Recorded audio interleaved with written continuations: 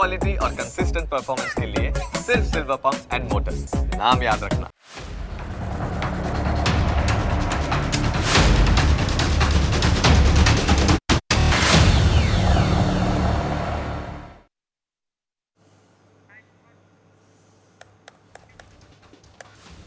નમસ્કાર, હું Janak Dave full stop news analysis પ્રોગ્રામમાં આપનું સ્વાગત છે. તમને અસર કરતા સમાચારનું અમે સરળ ભાષામાં સચોટ રીતે કરીશું જણાવટ. આ એનાલિસિસ 360 ડિગ્રી હશે, જેનાથી મહત્ત્વના મુદ્દાઓને લગતા દરેક સવાલ પર હવે પછી મુકાશે ફૂલ સ્ટોપ. આજે અમે 2024ના વર્ષમાં બનેલી કેટલીક ખાસ ઘટનાઓ વિશે વાત કરીશું. આશ્ચર્ય જગાવતી, આઘાત આપતી અને આશા જગાવતી અનેક ઘટનાઓના કારણે આ વર્ષ અસાધારણ રહ્યું છે. રાજકારણથી લઈને અર્થકારણ સુધી દેશમાં અનેક ફેરફારો જોવા મળ્યા છે. આજે અમે તમને આ વર્ષે બનેલી દરેક મહત્ત્વની ઘટનાઓ વિશે વિગતે વાત કરીશું.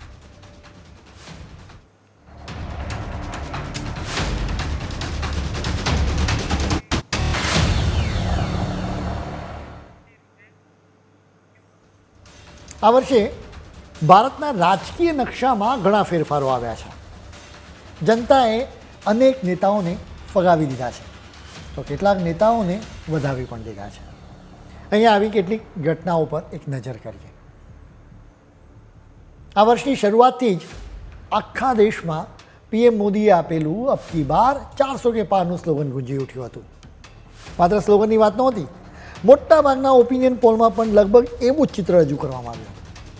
મોટાભાગના ઓપિનિયન પોલમાં બતાવવામાં આવ્યું હતું કે એનડીએ ઓછામાં ઓછી 350 બેઠકો તો આરામથી જીતી જશે. જોકે 4 જૂને લોકસભાની ચૂંટણીના પરિણામો મોટાભાગના લોકોની અપેક્ષાથી વિપરીત જ આવ્યા. આ ચૂંટણીમાં પોતાના જ બળે બહુમતી મેળવવાનો બીજેપીનો પ્લાન સફળ નહોતો રહ્યો. અલબત્ત સળંગ ત્રીજી વખત દેશનું સુકાન પીએમ મોદીના હાથમાં જ રહ્યું. એના માટે ટીડીપીના ચંદ્રબાબુ નાયડુ અને જેડીયુના નીતિશ કુમારનો સપોર્ટ મેળવવો જરૂરી થઈ પડ્યો. બીજેપીને ત્રીજી વખત સત્તા પર આવતા અટકાવવા માટે કાશ્મીરથી લઈને કન્યાકુમારી સુધીની અનેક પાર્ટીઓ સાથે આવી હતી. આ પાર્ટીઓએ ઇન્ડિયા ગઠબંધનની રચના કરી હતી. આ ગઠબંધને 234 બેઠકો જીતી હતી. બીજેપીને સૌથી મોટો આંચકો ઉત્તર પ્રદેશમાં લાગી. આ રાજ્યમાં ઇન્ડિયા ગઠબંધનમાં સામેલ સમાજવાદી પાર્ટીએ સૌથી વધુ બેઠકો જીતી હતી.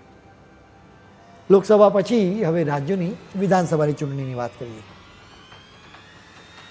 હરિયાણાની વિધાનસભાની ચૂંટણીના પરિણામોએ વધુ એક વખત પુરવાર કર્યું છે કે કોંગ્રેસ જીતેલી બાજી હારવામાં એક્સપર્ટ છે.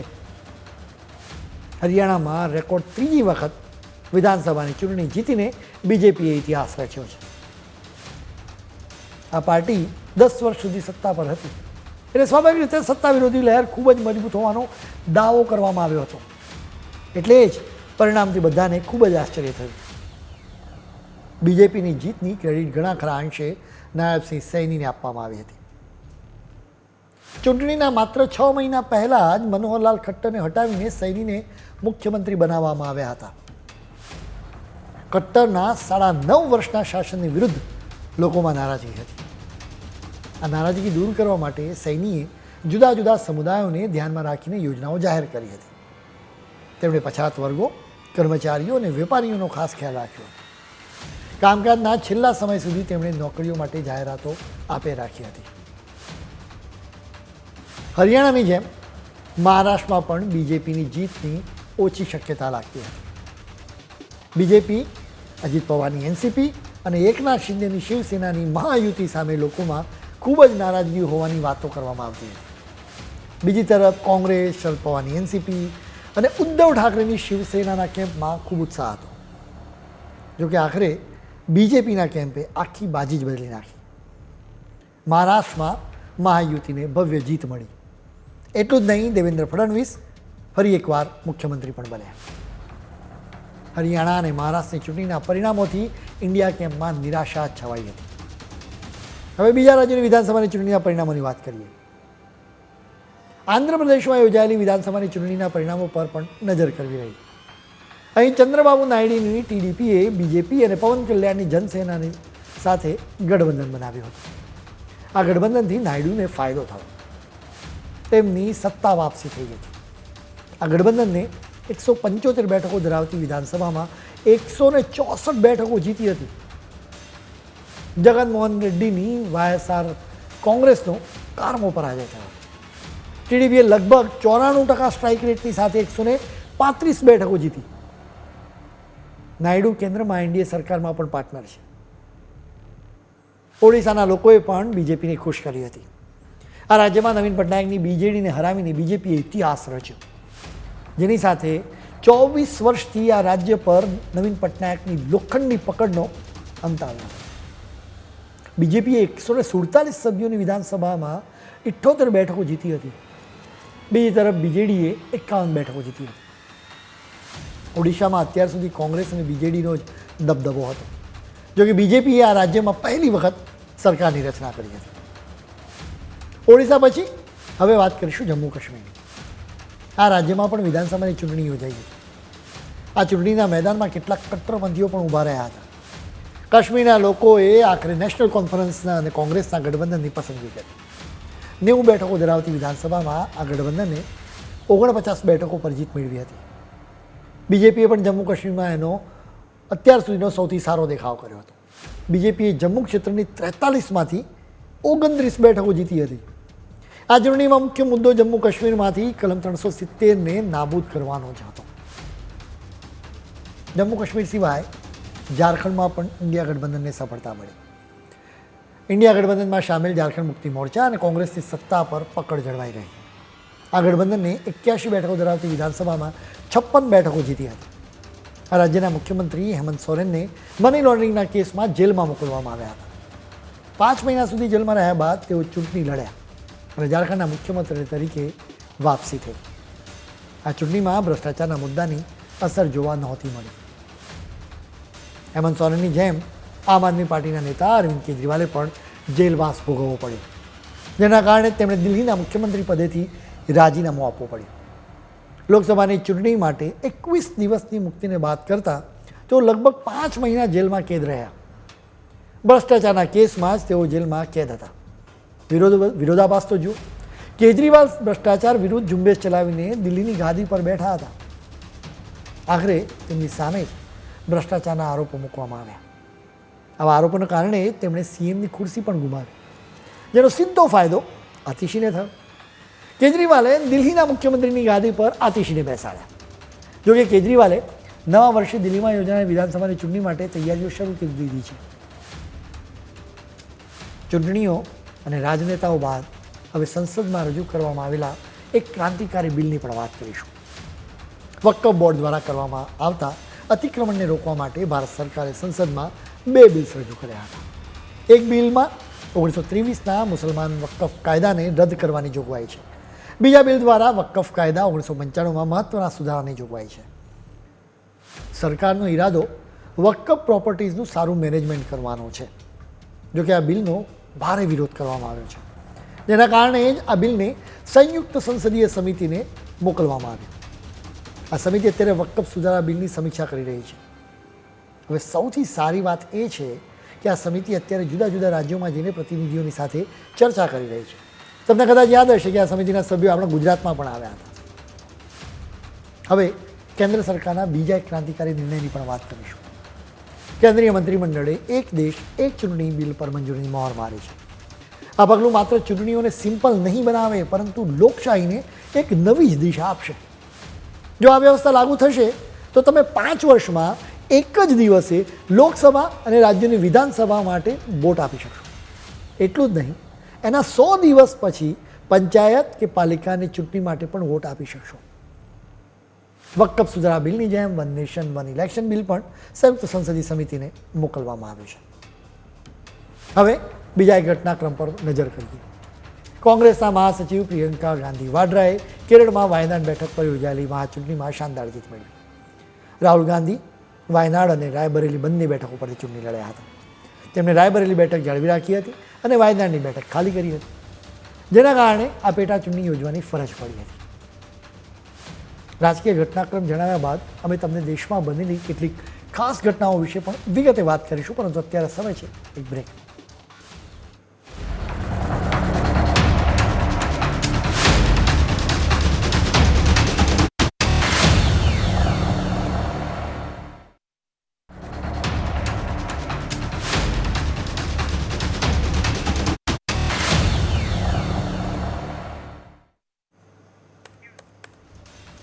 બ્રેક બાદ આપનું સ્વાગત છે. આ વર્ષની શરૂઆત જ ભારત માટે ખૂબ શુભ રહી હતી. અયોધ્યાની ધરતી પર 22મી જાન્યુઆરીએ શ્રી રામ મંદિરમાં પ્રાણ પ્રતિષ્ઠા સમારોહ યોજાયો હતો. આ સાથે જ હિન્દુ સમાજની સદીઓની આતુરતાનો અંત આવ્યો. ઇતિહાસ હંમેશા માટે આ ભવ્ય સમારોહની નોંધ લેશે. આ સમારોહમાં જુદા જુદા ક્ષેત્રોની હસ્તીઓ હાજર રહી હતી. લાખો લોકોએ ટીવી પર આ સમારોહનું લાઈવ પ્રસારણ પણ જોયું હતું. બીજેપી શાસિત કેટલા રાજ્યોમાં તો જાહેર રજા પણ ઘોષિત કરવામાં આવી હતી. આ સમારોહને લઈને આખા દેશમાં જબરજસ્ત ઉત્સાહ જોવા મળ્યો હતો. ચુસ્ત સુરક્ષા બંદોબસ્ત વચ્ચે આ સમારોહ યોજાયો હતો. મોટી સંખ્યામાં શ્રદ્ધાળુઓ આવ્યા હોવાથી સુરક્ષાનો ખાસ ખ્યાલ રાખવામાં આવ્યો હતો. 10,000થી વધારે સીસીટીવી કેમેરા ઇન્સ્ટોલ કરવામાં આવ્યા હતા. આર્ટિફિશિયલ ઇન્ટેલિજન્સથી સજ્જ ડ્રોન્સની નજર રાખવામાં આવી રહી હતી. આ દિવસ હિન્દુ સમાજ ક્યારે નહીં ભૂલી શકે. હવે અમે બીજા એક મંદિરની વાત કરીશું. વાત તિરુપતિ મંદિરની છે. આ મંદિરને લઈને એક ઘટસ્ફોટ થયો હતો. આંધ્રપ્રદેશના મુખ્યમંત્રી ચંદ્રબાબુ નાયડુએ આ ઘટસ્ફોટ કર્યો હતો. નાયડુએ કહ્યું હતું કે છેલ્લા 5 વર્ષમાં વાયએસઆરસીપીના નેતાઓએ તિરુમાલાની પવિત્રતાને કલંકિત કરી છે. તેમણે ઘીની જગ્યાએ પશુઓની ચરબીનો ઉપયોગ કરીને પવિત્ર લાડુને દૂષિત કરી દીધા. નાયડુએ મસ્ત આરોપ નહોતો મૂક્યો, બલકે તિરુપતિ મંદિરના પ્રસાદ માટેના ઘીમાં જે સેમ્પલ હતા એ સેમ્પલને આણંદમાં આવેલા centre for analysis and learning in livestock and ફૂડમાં ટેસ્ટિંગ કરવામાં આવ્યું હતું. આ સેમ્પલ્સના ટેસ્ટિંગનો રિપોર્ટ આ વર્ષે જુલાઈમાં આપવામાં આવ્યો હતો. આ રિપોર્ટ આવ્યા બાદ સમગ્ર દેશના સંતોએ આક્રોશ વ્યક્ત કર્યો હતો. તેમણે રાજ્ય સરકાર હસ્તકના બીજા મંદિરોમાં અપાતા પ્રસાદની પણ તપાસ કરવાની માંગણી કરી હતી. હવે અમે આક્રોશ જગાવતી બીજી એક ઘટના વિશે વાત કરીશું. આ વર્ષે નીટની પરીક્ષાના પરિણામોએ અનેક સવાલો જગાવ્યા હતા. નીટની પરીક્ષાના પરિણામો જાહેર થયા બાદ જે રીતે એક પછી એક વિગતો બહાર આવતી ગઈ, એમ વિદ્યાર્થીઓની ચિંતા વધતી ગઈ. મોટી સંખ્યામાં વિદ્યાર્થીઓ પાસ થયા, પરંતુ જાણે કે સિસ્ટમ ફેલ થઈ ગઈ હતી. નીટની આ પરીક્ષાનું પરિણામ અભૂતપૂર્વ આવ્યું હતું, કેમ કે 67 વિદ્યાર્થીઓએ 720માંથી 720 એક પરફેક્ટ સ્કોર મેળવ્યો હતો. શંકા કરવા માટેનું કારણ બીજું પણ એક હતું. 67માંથી 6 સ્ટુડન્ટ્સના સીટ નંબર્સ એક જ સિક્વન્સમાં હતા. આ 6 સ્ટુડન્ટ્સ હરિયાણાના છે, એટલે તેઓ એક જ સેન્ટરના સ્ટુડન્ટ્સ હોવાની શંકા વ્યક્ત કરવામાં આવી હતી. ગયા વર્ષે માત્ર 2 ટોપર્સ હતા.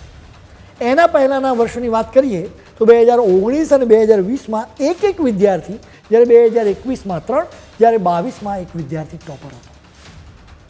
અત્યાર સુધીમાં તમે જોશો તો છેલ્લા કેટલાક વર્ષોમાં મેક્સિમમ 3 જ ટોપર્સ હોય છે, જેની સામે આ વર્ષે 67 જેટલા ટોપર્સ હતા. નીટની આ પરીક્ષા સિવાય બીજી એક પરીક્ષાને લઈને પણ એક મોટો વિવાદ થયો હતો. આ વિવાદ થવાનું કારણ ભૂતપૂર્વ આઈએએસ ઓફિસર પૂજા ખેડકર છે. પૂજાએ યુપીએસસી એટલે કે યુનિયન પબ્લિક સર્વિસ કમિશનને એક એફિડેવિટ ફાઇલ કરી હતી, જેમાં તેણે દાવો કર્યો હતો કે તેની દૃષ્ટિમાં ખામી છે. એટલું જ નહીં, તે માનસિક રીતે બીમાર હોવાનો પણ દાવો કરવામાં આવ્યો હતો. દિવ્યાંગતાનું સર્ટિફિકેટ હોય તો યુપીએસસી દ્વારા સિલેક્શનમાં ખાસ છૂટછાટ આપવામાં આવે છે. પૂજાએ માનસિક રીતે બીમાર અને દૃષ્ટિમાં ખામી હોવાનું સર્ટિફિકેટ રજૂ કર્યું હતું, એટલે જ પરીક્ષામાં તેના ઓછા માર્ક્સ હોવા છતાં તેને મદદ મળી હતી.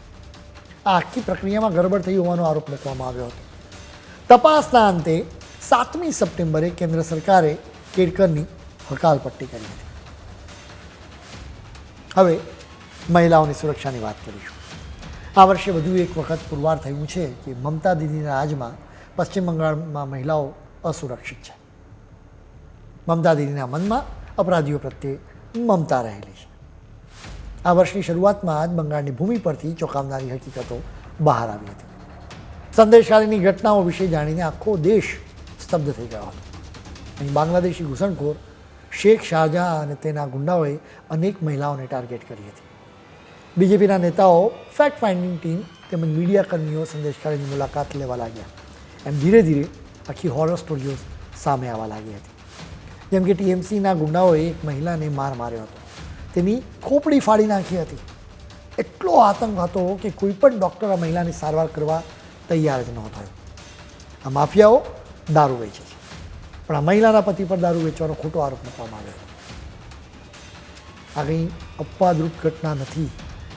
સંદેશખાલીના ઘરે ઘરે આતંકના આવા નિશાન જોવા મળ્યા હતા. છેક હવે મમતા બેનર્જી પશ્ચિમ બંગાળમાં ગયા. લોકો આ ઘટના ભૂલી ગયા હતા. ત્યાં જ બંગાળમાં વધુ એક ચોંકાવનારી ઘટના બની હતી. અહીં કોલકાતામાં 31 વર્ષની ડૉક્ટર પર બળાત્કાર કરવામાં આવ્યો હતો અને એના પછી તેની હત્યા કરવામાં આવી હતી. આ ઘટનાના કારણે આખા દેશના ડૉક્ટરોએ બંગાળ સરકારનો ખૂબ જ વિરોધ કર્યો હતો. હવે એક દુર્ઘટનાની પણ વાત કરીશું.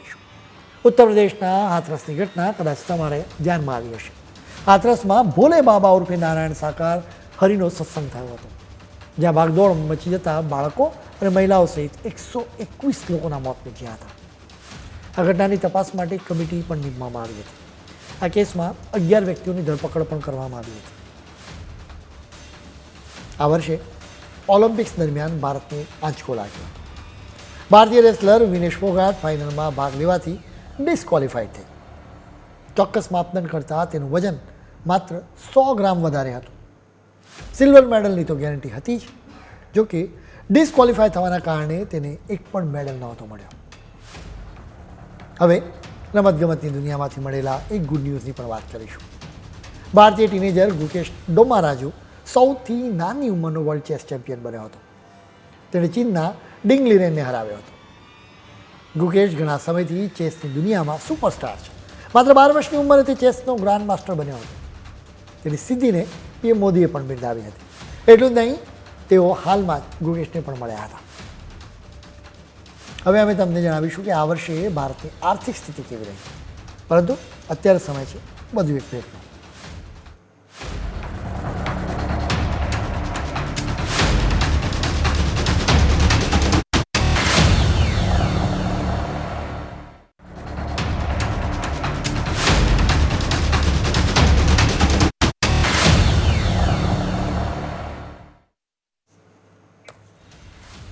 બ્રેક બાદ આપનું સ્વાગત છે. 2024નું વર્ષ ભારતની ઇકોનોમી માટે ઉત્સાહથી ભરપૂર રહ્યું. દેશને નોંધપાત્ર સફળતા મળી છે, જેની સામે કેટલાક પડકારોનો પણ સામનો કરવો પડ્યો છે. અનેક દેશોની આર્થિક સ્થિતિ ડામાડોળ રહી છે. આવી સ્થિતિમાં પણ ભારતના અર્થતંત્રે મજબૂતી બતાવી છે. દુનિયામાં રશિયા અને યુક્રેન વચ્ચે તેમજ મધ્ય પૂર્વમાં યુદ્ધ ચાલી રહ્યું છે. બીજી તરફ વિકસિત દેશોમાં પણ આર્થિક સુસ્તી જણાઈ રહી છે. આમ છતાં વર્ષે માર્ચ મહિનામાં પૂરા થયેલા નાણાકીય વર્ષ માટે ભારતે 8.2%ની જબરજસ્ત આર્થિક વૃદ્ધિ મેળવી. 3 બાબતોનો લઈને આર્થિક વૃદ્ધિ થઈ છે. સૌથી પહેલાં તો આપણા દેશમાં જ મજબૂત ડિમાન્ડ રહી છે. બીજી તરફ કેન્દ્ર સરકાર દ્વારા અર્થવ્યવસ્થાને મજબૂત કરવા માટે અનેક પગલાં લેવામાં આવ્યા હતા. બીજી તરફ નિકાસનું સેક્ટર પણ મજબૂત રહ્યું. આ વર્ષે ભારતની પાસે પૂરતા પ્રમાણમાં વિદેશી હુંડિયામણ રહ્યું છે. તમને ખ્યાલ જ હશે કે ક્રૂડ ઓઇલમાંથી પેટ્રોલ અને ડીઝલ બને છે. ક્રૂડ ઓઇલ અને ખાતર જેવી જરૂરિયાતની વસ્તુઓ વિદેશોમાંથી મંગાવવા માટે વિદેશી હુંડિયામણની જરૂર પડે. લગભગ આખા વર્ષ દરમિયાન વિદેશી હુંડિયામણ $600 અબજની આસપાસ રહ્યું છે, જેનાથી ભારતીય રૂપિયાને જરૂરી સપોર્ટ મળે. આ વર્ષે સપ્ટેમ્બરમાં ભારત વિદેશી હુંડિયામણના મામલે ચીન, જાપાન અને સ્વિટ્ઝરલેન્ડ પછી દુનિયામાં ચોથા સ્થાને પહોંચ્યું હતું. 27મી સપ્ટેમ્બરે પૂરા થયેલા અઠવાડિયામાં ભારતનું વિદેશી હુંડિયામણ $704.88 અબજની સર્વોચ્ચ સપાટી પર પહોંચ્યું હતું. 2024ના વર્ષમાં સૌથી ખાસ વાત એ છે કે ગ્રાહકોનો વિશ્વાસ જાગ્યો છે. તેઓ દિલથી ખર્ચ કરી રહ્યા છે, જેના કારણે રિટેલ, ઓટોમોબાઈલ અને ટ્રાવેલ જેવા સેક્ટર્સમાં ગ્રોથ દેખાઈ રહ્યો છે. પીએમની આર્થિક સલાહકાર પરિષદ દ્વારા આ વર્ષે એક ખાસ તારણ પણ રજૂ કરવામાં આવ્યું હતું. ભારતને આઝાદી મળ્યા બાદ પહેલી વખત બન્યું છે કે એક સરેરાશ ભારતીય મહિનામાં ટોટલ જેટલો ખર્ચ કરે એમાં ખાવા પીવાની વસ્તુઓ પાછળનો ખર્ચો અડધાથી પણ ઓછો કરે છે. 2 કારણસર આવી સ્થિતિ હોઈ શકે. પહેલાં તો લોકોની આવકમાં વધારો થયો હોઈ શકે, એટલે કે તેઓ કાર જેવી બીજી વસ્તુઓ પાછળ ખર્ચ કરે. બીજું કારણ એ પણ હોઈ શકે કે ખાવા પીવાની વસ્તુઓની કિંમતો એકંદરે સ્થિર રહી હોય. કેન્દ્ર સરકારે આ વર્ષે પણ માળખાગત સુવિધાઓના વિકાસ પર ખૂબ જ ફોકસ કર્યું છે. એટલે જ હાઈવે, રેલવે અને બંદરો વિકસાવવામાં આવી રહ્યા છે. એટલું નહીં, ગામડાને સારી શહેરો સાથે કનેક્ટિવિટી મળે એવા પણ પ્રયાસો કરવામાં આવી રહ્યા છે. Department four promotion of industries and internal trade દ્વારા તાજેતરમાં જ વિદેશી રોકાણના ડેટા જાહેર કરવામાં આવ્યા હતા. આ ડેટા મુજબ વર્ષ 2000થી અત્યાર સુધીમાં ભારતમાં FDI એટલે કે સીધું વિદેશી રોકાણ $1 ટ્રિલિયન આંબી ચૂક્યું છે.